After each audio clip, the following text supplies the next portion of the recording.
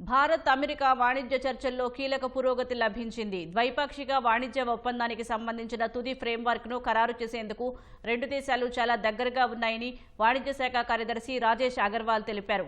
సుంకాల సమస్య, పూర్తిస్థాయి వాణిజ్య ఒప్పందం అంశాలపై అమెరికాతో సమాంతరమైన చర్చలు జరుపుతున్నట్లు వెల్లడించారు. భారత్తో వాణిజ్య ఒప్పందం కుదుర్చుకునేందుకు ఇటీవల అమెరికా డిప్యూటీ వాణిజ్య ప్రతినిధి రిక్ స్పిట్జర్ నేతృత్వంలోని ప్రతినిధుల బృందం ఢిల్లీ వచ్చింది. ద్వైపాక్షిక వాణిజ్య ఒప్పందంతో పాటు పలు అంశాలపై ఇరు దేశాల ప్రతినిధులు చర్చించుకున్నారు. ఈ సందర్భంగా మాట్లాడిన రాజేష్, అమెరికాతో ద్వైపాక్షిక వాణిజ్య ఒప్పందం కుదిరేందుకు భారత్ చాలా దగ్గరలో ఉందని స్పష్టం చేశారు. అయితే ఒప్పందం ఎప్పుడు కుదురుతుందన్న సమయాన్ని ఇప్పుడే చెప్పడం కష్టమన్నారు. ఒప్పందం ఖరారయ్యే సమయానికి అమెరికాతో వర్చువల్ మీటింగ్లు జరుగుతాయన్నారు.